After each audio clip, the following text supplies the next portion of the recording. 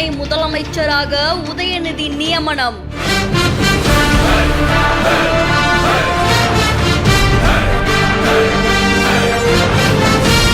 தமிழக அமைச்சரவையில் மாற்றம் செய்யப்படுவதாக அறிவிப்பு.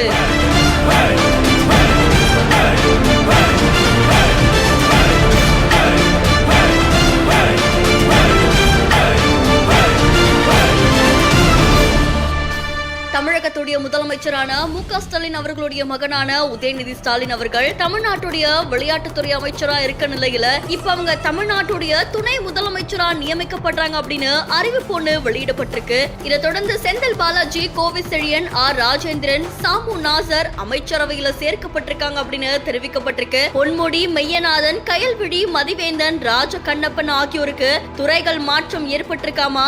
நாளை பிற்பகல் 3:30 மணி அளவுல அமைச்சர்கள் பதவியேற்பு விழா ராஜ்பவன்ல நடக்கும் அப்படின்னு தெரிவிக்கப்பட்டிருக்கு. இந்த கோரிக்கைக்கு கவர்னர் அவர்களுமே ஒப்புதல் கொடுத்திருக்கிறதா தெரிவிக்கப்பட்டிருக்கு. உதயநிதி ஸ்டாலின் அவர்கள் துணை முதலமைச்சர் அறிவிக்கப்பட்டிருக்க நிலையில இது அரசியல் வட்டாரத்துல பேசு பொருளாகி இருக்கு. இந்த செய்தி தொடர்பான உங்களுடைய கருத்துக்களை நம்மளுடைய பிஹானட்ஸ்ல பதிவு செய்யுங்க. மேலும் செய்திகளுக்கு ஃபாலோ பண்ணிக்கோங்க.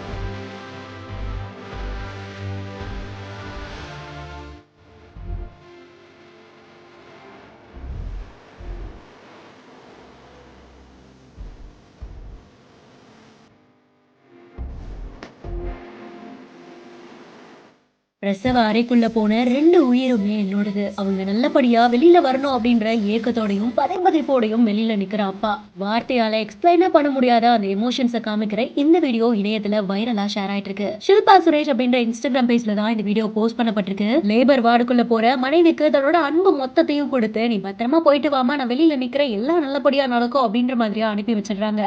என்னதான் அவங்கள நல்லபடியா உள்ள அனுப்பி வச்சாலும் இவங்களுடைய மனசுக்குள்ள 1000 எமோஷன்ஸ் இருக்கு. கிட்டத்தட்ட 8 மணி நேரம் வலி அனுபவிச்சதுக்கு அப்புறமா குழந்தை பிறக்குது.